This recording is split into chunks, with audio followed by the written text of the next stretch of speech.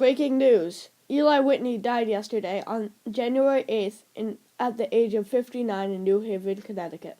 He was the inventor of the cotton gin and of interchangeable parts, and he was a leader of the Industrial Revolution. Eli Whitney was born on December 8th in a small town in the center of Massachusetts called Westboro. Even at an early age, he was an inventor.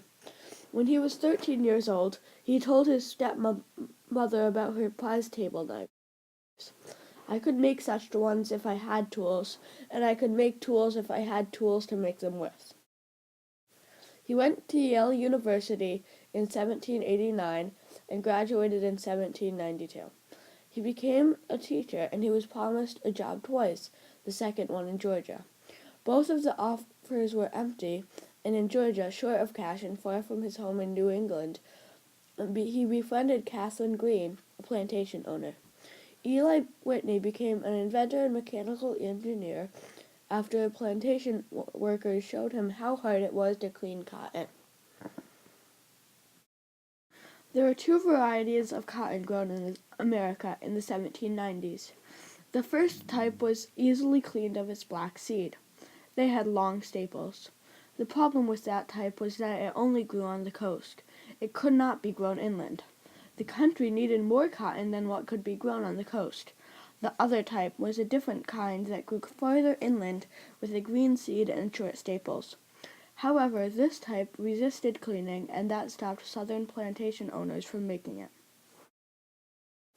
Eli Whitney invented a solution to make the South prosperous. He wrote to his father about his ideas in 1793. "I concluded to relinquish my school and turn my attention to perfecting the machine. I made one before I came away which required the labor of one man to turn it, and with which one man will clean 10 times as much cotton as he can in any other way before known, and also cleanse it much better than in the usual mode."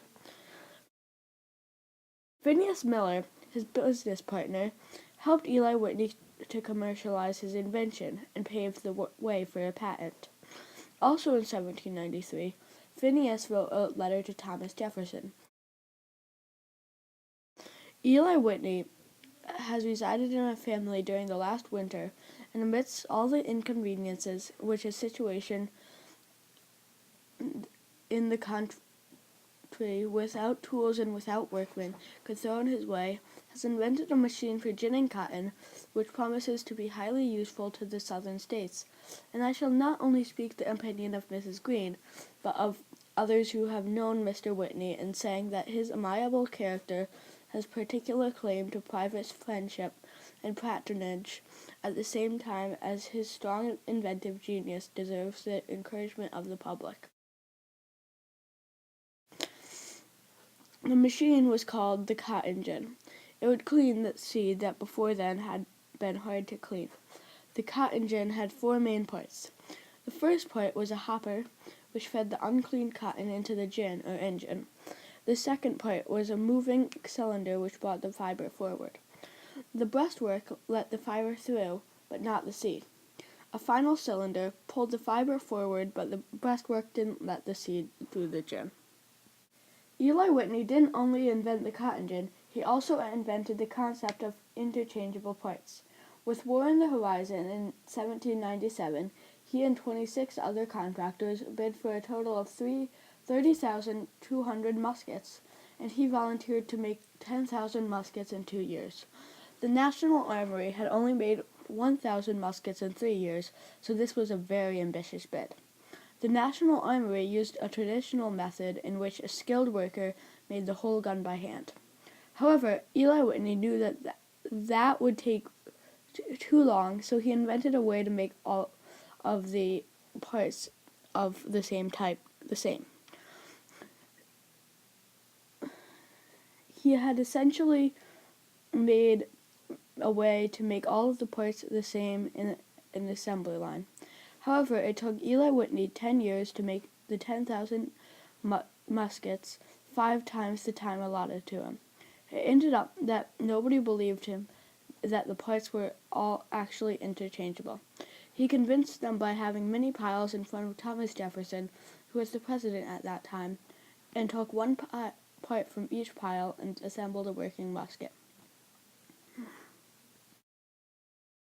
One of his other inventions was a metal milling machine. It is less well known, and he used it while he had workers making muskets for the armory. It was used to cut metal to make each piece. The impact of his cotton gin was to make the South prosperous. However, more cotton was grown, which made the slave trade grow.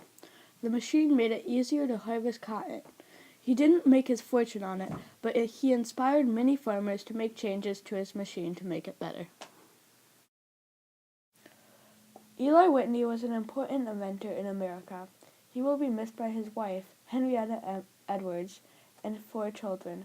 His death is a loss to our society, as he invented the cotton gin, interchangeable parts, and the metal milling machine. And perhaps he would have invented more if he still lived. He will be missed by all.